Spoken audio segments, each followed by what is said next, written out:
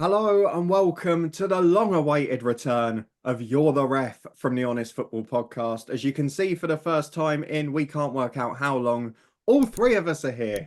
It is myself, Daniel Cody, joined by Craig Savage and Charlie Betts. And one of them, guess who, if you followed this series back in the day, is going to be very upset by the end of the episode. I'll give you a clue. It's not Craig Savage. For those of you that haven't been here before, we play You're the Ref, which is a fun little quiz from the You Are the Ref book, where we give you three unique refereeing scenarios relating particularly to a certain player for some reason. And you tell us what you would do if you're the referee. Craig and Charlie will both have a go, and we'll make Craig go first so he can't just copy Charlie. And then we compare it to what Keith Hackett, Sir Referee Extraordinaire, would do. So, three scenarios, and this week's one is related to none other than James Milner. I can't quite work out the drawing of James Milner. What's the quality drawing? Are we allowed to show a picture of James Milner? No, normally Dan describes it though, doesn't he? Yeah, I can't show you the picture, but I can, as long as I'm giving a review, I can talk about it fairly. And I would say, with respect, it is the worst one in the book. Is this the old book or is this the... This is from the old book, but it's not one that will have been affected by modern law changes, which is why I've deliberately picked it out. Is this the Howard Webb one? It is the one that Howard Webb has signed. That Charlie Betts got none other, so he should know these like the back of his hand. No, Thank you. I didn't read it. That was the problem. I gave it straight to you the moment I got back. Thank you, Howard Webb. Let's move on to the three scenarios relating to James Milner. We'll start with the first one. And Craig, as we mentioned, you're going to go first to avoid any histrionics later on in this video. So, this might be relating to James Milner's younger years because a winger sprinting down the touchline suddenly pulls up with an agonising torn hamstring. Well, that's going to be one of us. Particularly you. Without waiting for your signal, he limps straight off the field to see his physio. He has left the field of play without your permission. Do you show him a yellow card? A simple yes or no question, though I will warn you, Keith Hackett's answer is 7 lines long. So feel free to play along in the comments. But Craig Savage, what would you do if you're the ref? Yellow card or no yellow cards? Well, no yellow card for me. Obviously, he's gone off the field. If the ball's still in play, let's play on it. He's off the field. He can get treatment off the field. So you have to let it flow.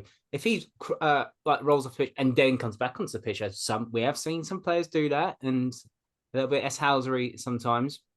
But yeah, for me, no yellow card, play on. Let's carry on with the game. I think I'm inclined to agree, not because of the nature of the game, but I think Keith's tried to be sneaky here. I think if you enter the field of play without permission, then we have a bigger issue on our hands. And I think that's where he's trying to be sneaky. Like, how many times do you see someone sort of roll off, someone goes to block a shot and they slide off the pitch? You're not going to book them for that, are you? So I think he's tried to be a bit pedantic here. How he's made 7 lines out of this, I'm intrigued to see. I'm thinking it must involve our favourite phrase, match report, somewhere. But yeah, I think Craig is right. I think it's not a yellow card.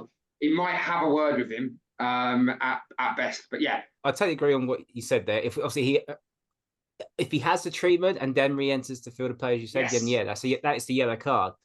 That's how Keith could have made it into 7 lines. Because he's probably going to tell us about an offence hasn't even occurred, because he usually does. But the thing is, he can come if he hasn't had treatment, but he's hobbled up and then walk back on. Then I don't see how that's a problem.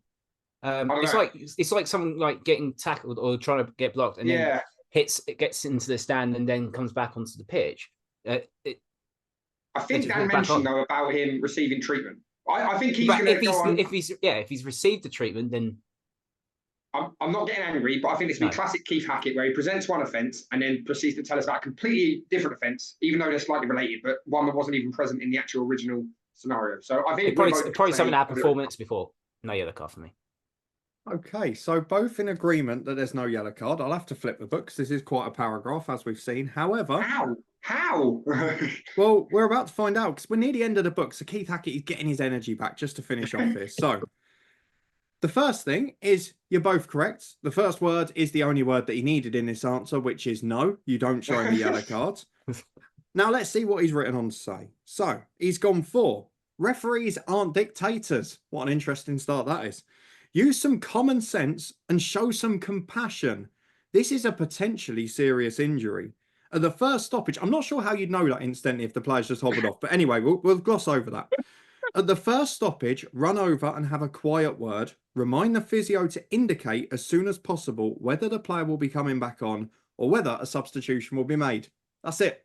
We all know that. Like, Yeah, I think what's happened actually. Dan mentioned at the end of the book. He's running dry a bit here with scenarios. that's why he's filled up 7 lines. He's probably putting the Comic Sans size 18. He's tried to make out. I think he's tried to dupe us, and we're too experienced at this now. If this had been our first week, we might have fallen for it. I think he's tried to dupe us with the whole, entering the field of play without permission, when actually someone's just gone off injured.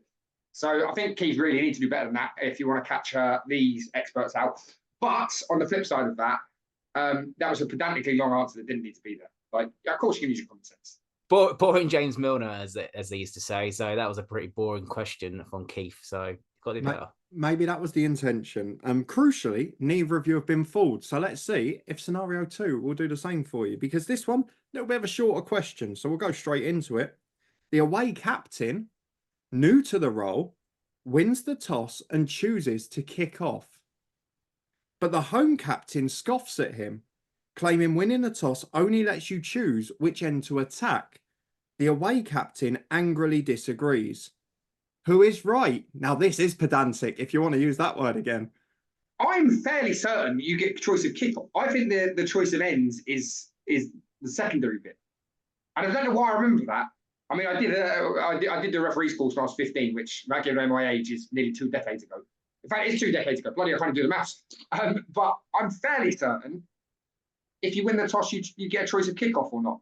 Before Craig comes in, it is interesting because I did my refereeing course at 16, which is about 15 years ago, because I'm just slightly younger despite the extra grey hairs. And I thought it was the opposite way round. So my instinct would be to say that the home captain's right, but it's not for me to get involved. So Really. where's the advantage? What do you think, Craig? I thought the first coin toss was the choice of ends, wasn't it? I think so. I'm trying to picture obviously certain moments, obviously not just kickoff, but like penalty shootouts. And I'm pretty sure, obviously, I'm going to go back to the Championship Player Final 2023 in Coventry. I'm pretty sure it was Hots won the side first, so it would have gone to the Luton end. So I'm going to go with, I think it's the actual sides first and then kick off. So you think the home captain's right and he should have got to choose the end? Yes. If he's won the toss, yeah. And Charlie Betts thinks the opposite. Yeah, I don't know why though. I've got this lingering thing in the back of my head, but I think I'm now starting to think I'm wrong if 2 of the 3. Yeah, anyway, go for it, Dan. Sorry. I will give you the answer, but I will just have a quick say, and we've got to be fair here. Charlie Betts, obviously, quite infamously amongst us, played for 16 clubs, I think, during his career. So he very rarely had the time at a club to work his way up to that senior role as a captain. So I'll be honest, I can't. When I'm standing on the side, I can't remember the coin tosses. I don't care about the coin tosses. I'm sitting down, getting ready, talking to my substitutes, and doing my pre-match routine, or saying good luck to the opposition manager. But I can't remember. I don't care about the coin toss. Well, let's see the answer to the memory test, shall we? And see which one of you comes out on top. Because I have to tell you, and this happens so often in You're the Ref, it may be a few years later, but nothing has changed. Craig has taken a 1-0 lead in the second question. Because the home captain is correct. The law was changed in 1997, believe it or not. Before the change, winning a toss, and this is a lovely little bit of blurb from Keith. Before the change, winning a toss meant the captain could choose between either taking a kickoff or choosing ends. Now there is no choice. The team winning a toss now only has the choice of ends, with a kickoff taken by the team that loses the toss. Well, I can say that I've officiated quite a few school games in the last 20 years, and I've clearly been doing it wrong for 20 years, because I think any school games I've been reffing at work, I've always done the grass in the hand thing, because I've never got a coin on me. And then whichever one wins, I've always said you'll kick off or not. Do you know what? I didn't notice that. I did not notice that the losing team gets kicked off. The local school county cups would have been completely different if I wasn't refereeing certain fixtures and injuries. Well, exactly. I think we better swiftly move on to number 3. Now we found out that Charlie Betts has committed several pieces of fraud in local school FA refereeing. So, accidentally, it must be said. Let's move on to the third one. And this, I have to say, this is the reason I wanted to do this one. This is my absolute favourite. And The only warning I'm going to give you is it involves a teddy bear. Right, let's get cracking, shall we? Before a cup final, a goalkeeper places his lucky teddy bear mascot in the back of his net. It proves a good omen. He pulls off dramatic save after save. He's having a corking game. But then you give a penalty. The penalty taker is unhappy and protesting to the referee, saying the bear is putting him off. And he refuses to take the kick until the bear is removed from the goal. The keeper argues, you're going to like this bit, the bear is off the field of play, so he won't move it. What do you do? Now, I'd love to know where this scenario came from. I'd love to know. Keith, what was going on when you wrote this? Grandkids were around, something like that? Is it any different to a bottle in there? You know, quite often keepers would have a bottle, particularly with blooming, like, nowadays, go which side of the penalty taker takes a penalty and stuff. Towel? Yeah, so, I mean, it's the bet. I think the striker's being really feverish there. I think the bet. I mean, I don't really see if you're an elite footballer how a teddy bear's going to put you off taking a penalty. I mean, unless it's got like really sharp teeth and menacing eyes, I don't really see what else it's going to like. Do you know what I mean? No, I think you just have to tell him to get on with it. Really, like if it's off the field of play. I mean, I suppose I think it's going to be another common sense answer. This, isn't it? You know, see if they'll compromise. He might see if let him put it next to the goal or something like that. But no, I think by the letter of the law, I don't think he has to move it.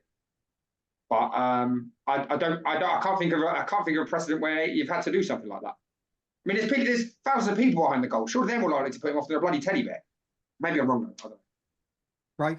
No, I think to be honest, the teddy bear has a good view of the game, and he wants to obviously watch the penalty, and it's a mascot. But to be honest, most goalkeepers nowadays have a GoPro inside the net. And obviously players pay attention to it, and they score a goal, and they celebrate in front of the GoPro. But just get on with it. I think I have to give Richard, just get on with it. It's a teddy bear. It's not going to put you off. Like, it's not going to move around unless it was like a Furby or a whatever. Craig, we're really showing our age with these tonight. I've been using I was going to say sooty. I was going to say sooty or sweet. You're mentioning Furbies. I'm still using a rule that went out in the mid '90s. So it's not really. But you're wearing a '90s shirt. Yeah, so. I will warn you before Craig gives his answer as well. To be fair, this is the most recent thing. It is. There's 13 lines to this answer. Oh my God, what's Keith on? I haven't read it yet. Just take the look. To be honest, it's just go on with it. It's not going to put you off. Just why are you focusing on the teddy bear when you should be focusing on putting the ball in the net? Seeing as you've not read it, Dan, what's your gut reaction like initially reading it? Seeing as you've not read the answer. Well, I'm kind of working on the double negative here, which is Keith has said in the first one that we need to apply common sense, which makes me think at some point during the rest of the three answers, he will take away the common sense that he should be using.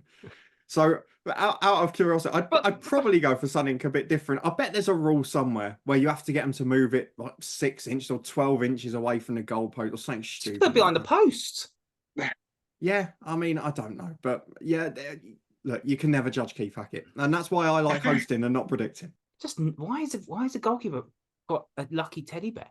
But I mean, I don't know. You know, I can understand lucky socks or lucky pants or lucky towel or lucky gloves, but not lucky. I don't want to go off on a huge tangent, but it could have been given to him by his daughter or something. Do you know what I mean? Like, I know we're going very, and that's very not a problem. Now, but why is he bringing the teddy bear to football? I don't know. Football is people are very superstitious in football, aren't they? Oh yeah, don't get me wrong. I've done you have certain pre-match routines. You had like 4 Mars bars and 7 Galukas, whatever it was before a game. Like that weren't me. That weren't me. That was him. So. Don't even like Mars bar. No, I didn't like Mars. Can I just point out it's a Snickers bar, not a Mars bar? Yeah, Snickers. The protein of the peanuts. That's what it was. Absolutely. It was a healthy snack.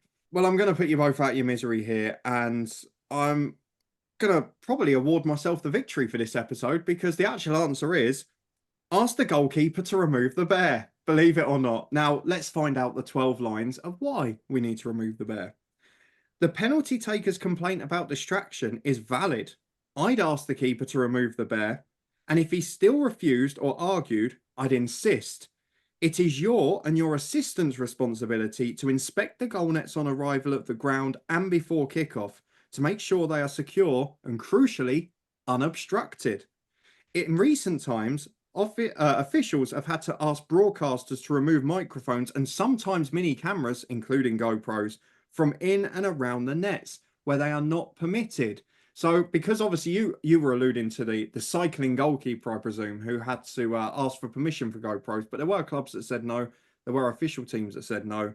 So Keith Hackett says essentially, if the player asks for it to be removed, he's got to ask and he's got to insist.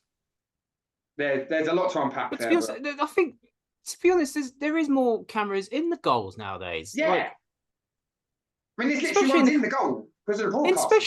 especially in the Premier League, yeah. So But you could argue a teddy bear is not permitted.